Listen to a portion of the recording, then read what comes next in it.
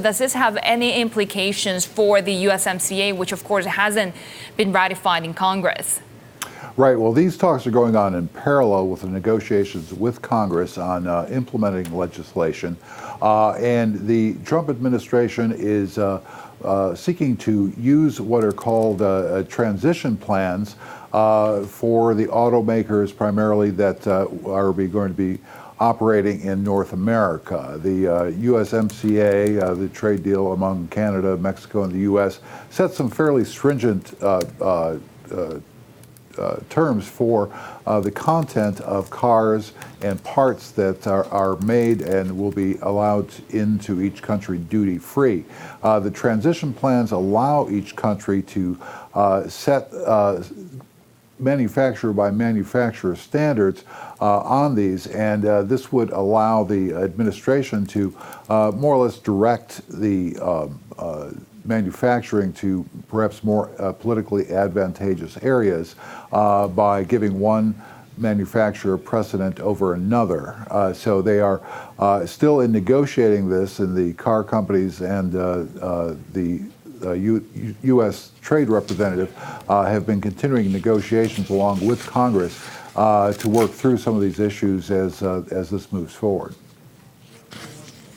Joe, are we getting more parameters around the next phase of the impeachment inquiry or inquiries in the meantime?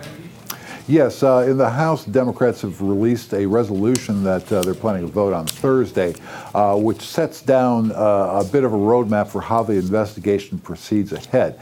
This is not a legislation to begin impeachment or draw up articles of impeachment of Trump, but this does set out what they plan to do over the next coming weeks, including public hearings led by the Intelligence Committee, witnesses called, the ability of Republicans to request subpoenas for witnesses or documents, and while the rest of the inquiry still goes along by other House committees, such as Financial Services, Foreign Affairs, that are conducting their own aspects of the inquiry. This will ultimately lead to a recommendation to the Judiciary Committee, which tends to run these sorts of things, whether or not to go for an impeachment and to draw up impeachment articles of impeachment against Trump. So this is setting out a roadmap that has not really satisfied Republicans, who have complained that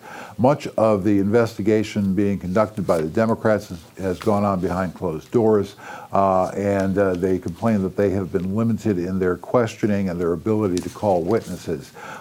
They are saying at this point that this resolution doesn't solve those issues, and they are going to continue resisting and probably will vote along party lines against this resolution. But with Democrats in the majority in the House, it's sure to pass.